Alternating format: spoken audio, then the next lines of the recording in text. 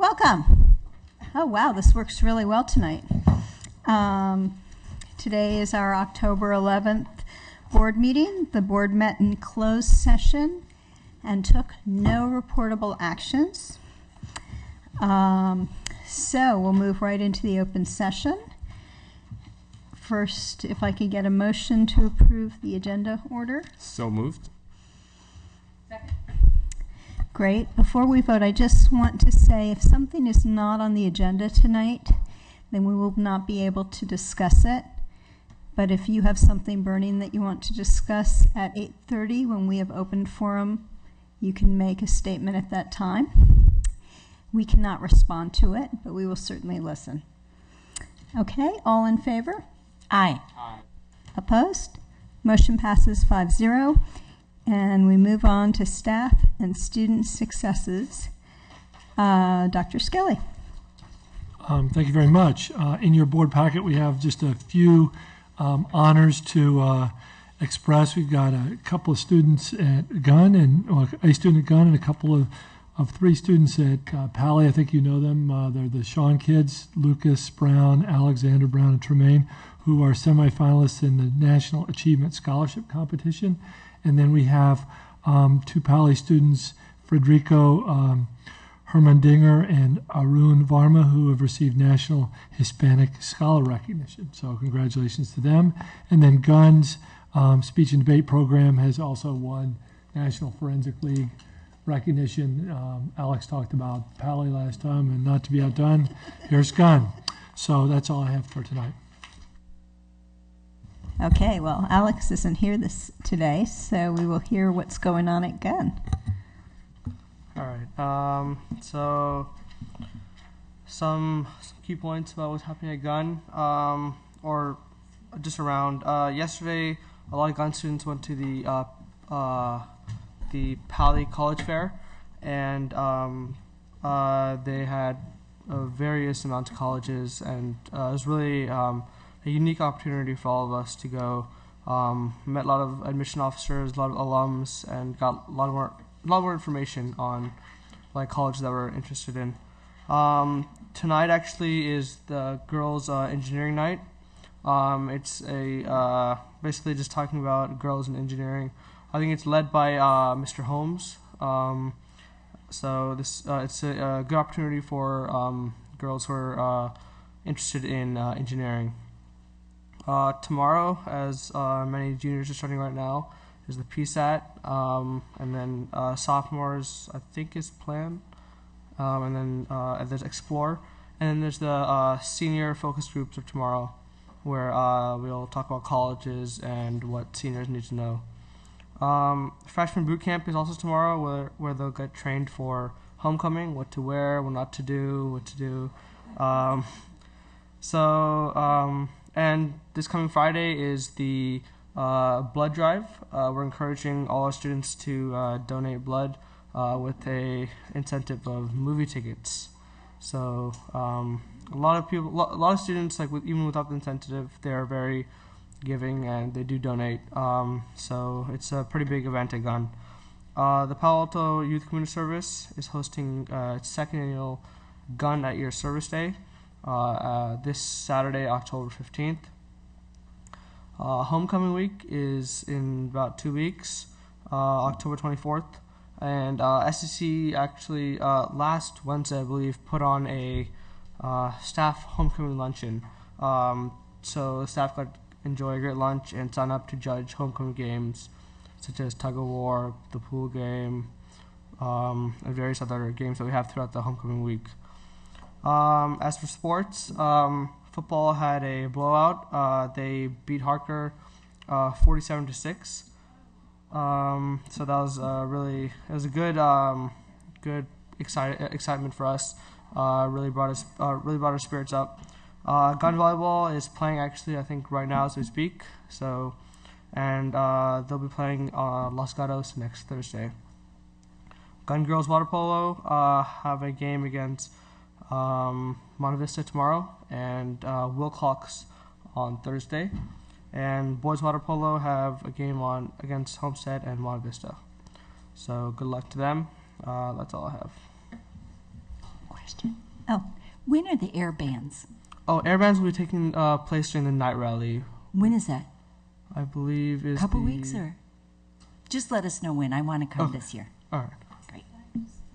I just wanted to ask, I'm not sure if you know the answer, but you mentioned Titans 101, where they're doing a special kind of course on homecoming for freshmen. Yeah. Is that, do you know, is that an extension of the sort of link crew that begins in August, or is this a separate activity? I know it's part of the school's effort to make sure that freshmen Yeah. feel that to help with their transition. I'm sure like Link Crew is definitely there to help out, but it's an annual event, which I think Link Crew does indeed like help out, and other even other seniors are encouraged, or upperclassmen are encouraged to help out freshmen, and just helping them to like acclimate to the new gun community with homecoming and like something they've never experienced before.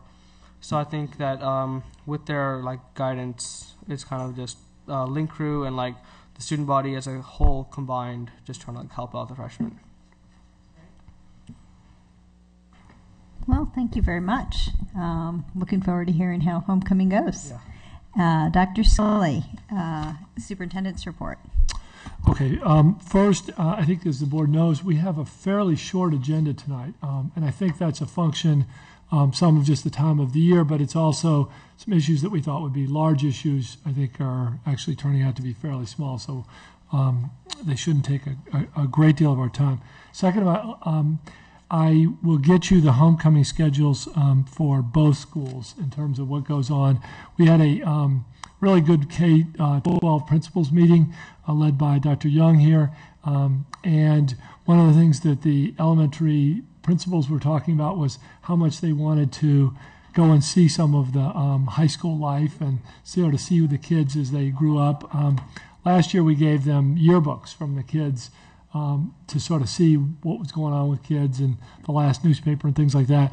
And I think it's great for them to see sort of what happened to that kid and you knew in the playground as a second grader and what happened to them as they went through the system. Now we don't have as many principals who are, been in their positions to know all those kids, but we certainly have teachers and staff members on that. So it is nice because I think the elementary folks don't get to reap what they sow in terms of the lessons they get.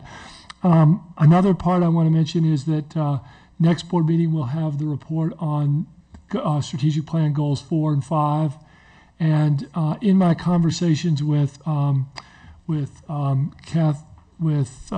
Wilmot, she is thinking that she'd like to split that into 2 reports. One that would be sort of on strategic plan goals 4 and 5, and some other state information, and then another report around AP scores, national merit scholars, PSAT or SAT scores, those kinds of things. So a little bit of a breakdown. I think I'll talk to her some more, but with your permission, we'll agendize that for 2 discussions. I think there's a lot of good information there that our community is interested in. Let's see, Bob, do you have slides here? Okay, so maybe you'll go first with slides, and then I'll, this is our monthly construction update, and then, no, what do you have?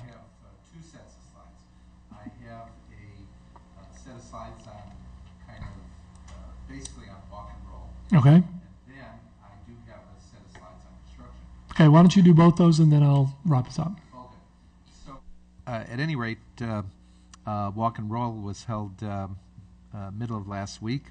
The Palo Alto Online wrote an article about it, which was very nice.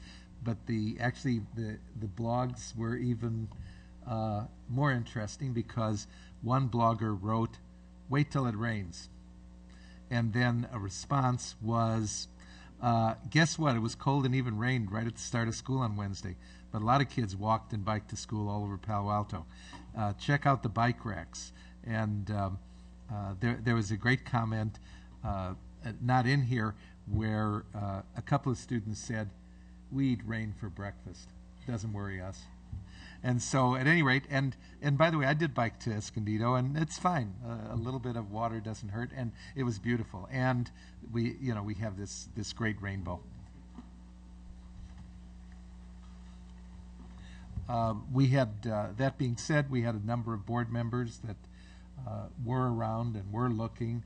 I got sent some pictures, but as you can see, there was a genuine mob of students at Escondido. They had treats. Jaime, the city transportation officer, was there, and I was there kind of serving juice and whatever. There's Kathy Durham, who is with the city and formerly was tremendously active with the school district and actually still is. So here are people eating. Here's a bicycle built for two. Oh, with somebody in back. That's cool. And again, it was simply a great time.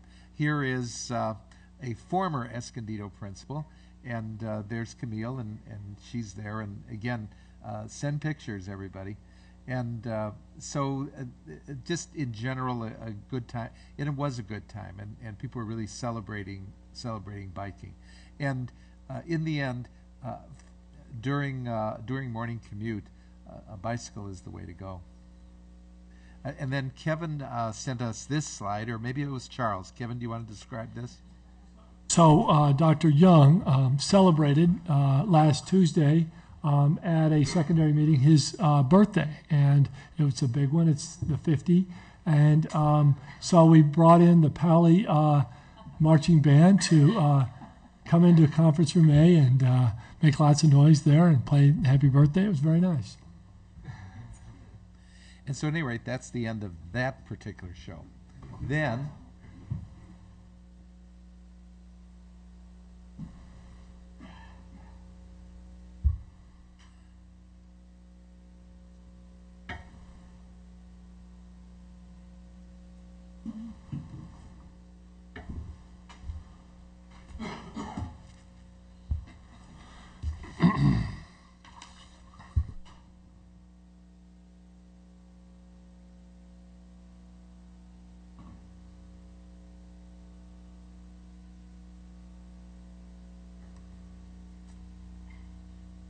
I also have a pictorial status report on our bond, just to keep us going as far as where we are. That is what has transpired and what will transpire.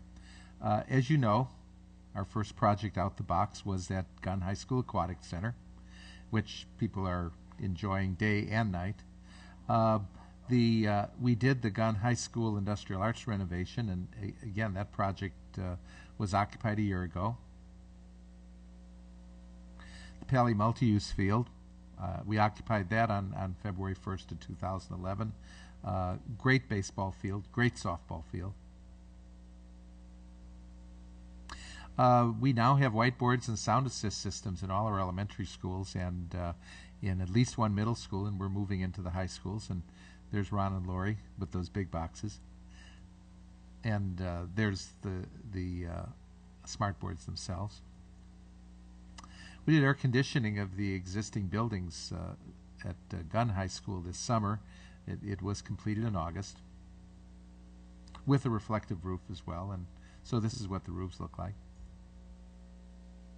As far as projects under construction, Loney's been under construction for somewhat more than a year now, and that project is moving very, very close to completion, including that really nice new classroom building, and here are a couple of pictures of that classroom building, along with and there's the green roof, start of the green roof. So as far as the new projects, which we started up this summer, we have the Gunn new classroom building A and B. As you can see, what they're doing is they're simply clearing out the area now, getting it. It's kind of like, I guess in a sense, it's like painting a room in somebody's house. There's a lot of prep work involved. But when it's finally completed, this is what one of those classroom buildings is going to look like, and this is the other one. Also at Gunn, we issued a contract for the new gymnasium, and that construction started in August, and once again, right now they're getting that site ready, and but this is what that new gymnasium will look like when it's finished, probably on the order of next September, next October. there's no transitional space needed in the sense that once the new gym is completed, then we'll set about renovating the old gym. And here's a picture of the area for where we're going to be putting down the new classroom building. And then, of course, we have the Media Arts building on the Palo Alto High School campus. Very large project. And this is what that project will look like when it's done, next year and the year after that. Here's a little project that we're doing. You have the award of the boiler replacement for the it's located in Haymarket, but this heats the tower building, and so those are the two old boilers. I'd asked what color we're going to paint the new boilers, but I didn't get an answer. But the fact remains that's what they look like. And I'm showing this because this is Rebecca Navarro, who is our new energy specialist, who's been very energetic. And so the project is coming in below budget, and you'll see the bids tonight. The bids were nice. They were good bids by a contractor that's done significant work for us before, so we're comfortable with that contractor. What we continue to do, we're in our third year of doing these regular technology upgrades to all of our schools. And so these are, in addition to the smart boards and sound assist systems, what we have here is an upgrading of the student workstations, which was, back in the day, desktops, then laptops, and now, of course, there's a major push in terms of iPads. And the overall project budget for this is $7.1 million. We have some projects ready to bid, and one of them is the Palo Alto High School stadium field and the bleachers. We also are we're right on the cusp of bidding Terman Middle School and Jordan Middle School. We have those will be the next three up, the Terman, Jordan, and also Fair Meadow, and then you're going to also see the Pali Stadium field and the bleachers. We have projects in DSA. Fair Meadow, we anticipate approval in a couple of weeks, and we'll be bidding that out right away, and we're seeking authorization to bid tonight. JLS, that project again is in DSA. It's lagging somewhat, both Terman and Jordan. It got into DSA later, and it's moving through DSA right now. Then we have projects in design development, namely Duvenik, and also we have projects in schematic design. The Pali Performing Arts Center, we anticipate that we'll be coming back with, prior to the end of the year, with the schematic design for that Performing Arts Center. We have projects in conceptual design, namely a rework of the gun parking and drop-off. And then we have future projects. The Performing Arts Complex at Gunn, the student activities facility at Gunn, and then a Spangenberg modernization. At Pali, we have a renovation of the 100 building from Performing Arts, the library and Building 300 renovation, a weight and fitness facility, addition and renovation of the 700 building for Career Tech, and then the tower building renovation. The elementary school level, middle schools, we're essentially doing all our middle school work. These are the projects that you're going to be seeing. But at the elementary schools, well, we have the Garland expansion and modernization and other projects to address capacity. And so, also future projects, we have the technology infrastructure and the multi-year plan maintenance, and that's it. And that's our whole program. Now, I've gone through it in this kind of quick way. I'll want to come back at a future meeting with actually a budget reconciliation and also some kind of further details on schedule.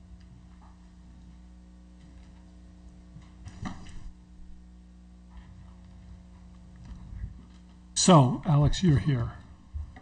We'll give you a tardy slip in detention. Yeah. But since you are here, and we are always interested in all things Pally, so why don't you give us your part? Alrighty. So, first of all, I'm really sorry about that. Okay, so the biggest news right now at Pally is college stuff that's going on. We just had our college fair yesterday, which was both, I guess, a Pally and gun event. And I was there. It was really cool. There were a lot of people there. And I talked to Miss Erber, who's one of our college counselors, and she seemed to think it was going really well too. She said she didn't have anything to do with the planning. She was just kind of walking around. Then the other thing that's going on with colleges is tomorrow is College Awareness Day, which for seniors only, which is a free day basically. School is not mandatory, I guess, but there's ways you can sign up to sign up to do college essay workshops, and the reason it's a free day is because everyone else is taking tests. Like the juniors are taking the PSAT, sophomores are taking the PLAN test, and freshmen are taking their Explorer test, which I think is new. I don't remember taking it. So that's pretty cool. Another thing that's novel going on at Pally that I talked to Mr. Winston about is teachers are doing peer evaluation as part of their staff development. So we've seen some guidance counselors pop into classrooms, and also teachers from other departments. I didn't actually notice this, but apparently teachers from other departments are going in to do peer evaluations also, like especially math teachers to watch science and stuff like that. So that's the main campus news. ASB is also in the midst of still more planning. So we're done with Club Day. So we're moving on to Spirit Week now, which is coming up really soon. It's the 24th to 28th. All the classes have got their float designs, their T-shirt designs, and of course, obviously, their themes planned out. So that's the big news going on right now. Okay, so I have one more thing to talk a little bit about in terms of our of the past few weeks in terms of a superintendent's report, and that is that as the board knows, we've been struggling with board policies and language around and language in our collective bargaining agreement around class size. And the reason for that is that our district, like virtually every district in the state, adopted language in guiding documents that set class sizes at 20-to-1 at the K-3 level and smaller classes at the high school level in response to state funding for these purposes. But now the world has changed, and education funding has been drastically cut. And the incentive structure at the state level around reducing class size has changed in response to California's dramatic cuts to education. And our district's financial situation is deteriorated, and we now face what appears to be a prolonged period of flat or lower funding, and, given our enrollment growth, less funding per student. In fact, our combined state, local, and federal funding per student has fallen by $919, or 7% per student over the last 3 years. If you go back 4 years, it's better. Go back 5 years, it bounces around. But over the last 3 years, it's been particularly dramatically down. And so in this environment, something has to give. And given our cost structure, modest increases in class size have to be part of the response, and they have been. During the past 4 years, class sizes at the elementary level have crept up. And behind you, you have, the board has a diagram that you saw last meeting, I think, when we went over enrollment, that gives an idea of what's happened to class size.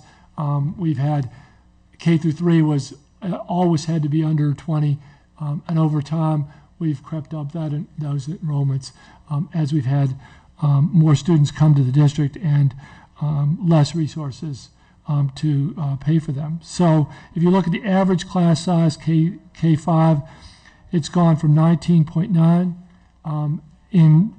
back in 0708 to 22.2. And while nobody wants larger class sizes, it has helped us to avoid things like cuts to elementary music, art, and PE, a shortening of the school year through furlough days, cuts to salary, and less money for benefits and professional development. At the last board meeting, the board and staff discussed appropriate language around class size, and I think we had a vigorous discussion about that, and it's something that is important to the board. In the end, we suspended our board policy on class size, and we're working on more enduring language that reflects board and community values in regard to class size. I want to reiterate that the board clearly values staffing levels that provide the best environment for learning. At about 22 in grades K through 3 and 24 in grades 4 through 5, we are at the edge of board and staff comfort in terms of elementary class size. As we have worked to adjust language in various places to this higher class size reality, communication within our community has not kept up.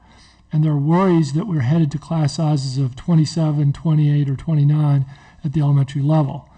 This is not accurate, but as we've had conversations with teachers and others, we now understand how this misinterpretation could have been created. And so we need to do a better job of communicating on this issue. And that's something that we'll work with the board, with staff, and with PAEA on as we go forward. Over the past 4 years, we've had a strong working relationship with the Palo Alto Educators Association. Together, we've worked hard to share interests and to create the best environment for teaching and learning in our schools and classrooms through an interest-based approach to negotiations. I met with the PAEA President, Trina Gogarty, who is here tonight, and we talked about this, and I'm confident that we can continue to address challenges because everyone shares an interest in appropriate staffing ratios and the presence on our campus of support staff such as aides and other specialists who make education in Palo Alto special. So with that, I think that's the end of my comments. I think we're ready to go on to the rest of the board report. Thank you, Dr. Skelly. Okay, so now we're moving on to the next part of our agenda, which is the consent calendar approval. The items on the consent calendar are considered routine and will be approved in one action without discussion. If a board member requests an item be removed from the calendar or a citizen wishes to speak to an item, it will be considered under action items. Before we did that, I just wanted to say that was a really great construction report, and I should have jumped in then, but Dr. Golden, it's pretty incredible what you guys are doing, and I appreciate it, and I think the whole board does, and looking at those pictures really helps us understand how many schools you're at and how many people you have to deal with and how many plans you lay out. So thank you. Great. Anybody want to make a motion to approve the consent calendar? So moved. Second. All in favor? Aye. Motion passes 5-0. Okay, so